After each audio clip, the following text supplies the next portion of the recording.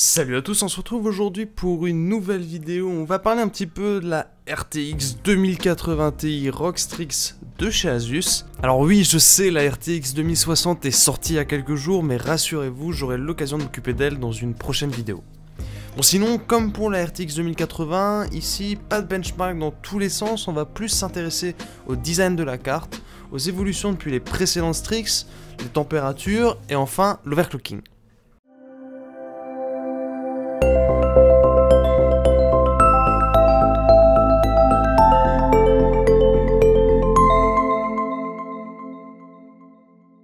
On va donc tout de suite sortir la carte du carton pour voir à quoi elle ressemble, et là, la première chose qu'on remarque évidemment, c'est que la carte est absolument énorme. Alors certes, le design général comparé à la génération précédente est très similaire, agressif mais pas trop, un peu de RGB mais pas trop, du bon triple ventilateur et une belle backlight, mais Asus est dans la tendance des cartes RTX avec un refroidissement qui occupe quasiment 3 slots désormais, et c'est ça en fait qui rend la carte particulièrement imposante.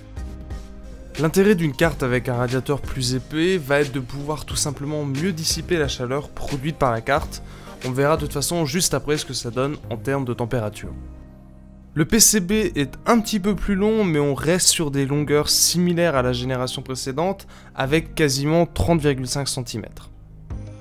Par contre, qui dit carte triple slot dit potentiellement carte qui penche, et pour éviter ça, on remarque rapidement l'ajout d'un système de maintien assez bien foutu qui permet à la carte de ne pas trop pencher malgré l'importante épaisseur du radiateur.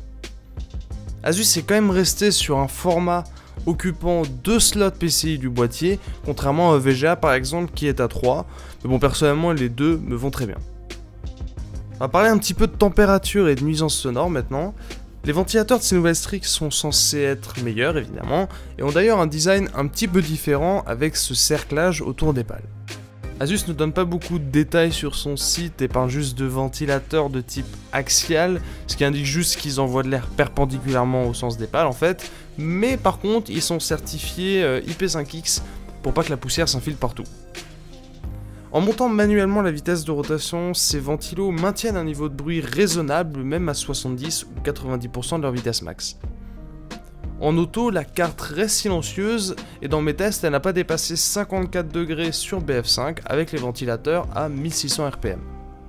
Attention par contre à avoir un boîtier bien ventilé, car la 2080 Ti a quand même un TDP de 250 watts et vous avez vite fait de vous retrouver avec une stagnation de chaleur dans votre boîtier.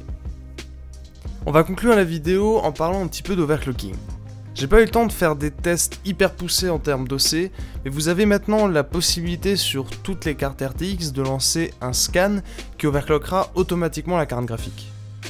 Pour avoir déjà testé sur une RTX 2080, le principe est intéressant et ça semble plutôt bien fonctionner.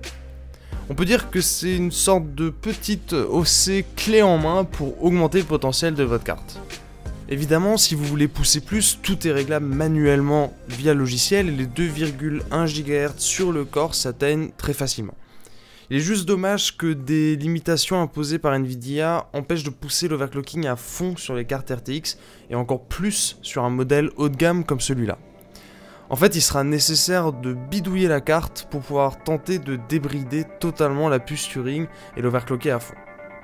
Dans tous les cas, j'espère que cette vidéo vous aura plu. Si jamais vous avez des questions sur la carte ou autre chose, n'hésitez pas à me les poser dans les commentaires.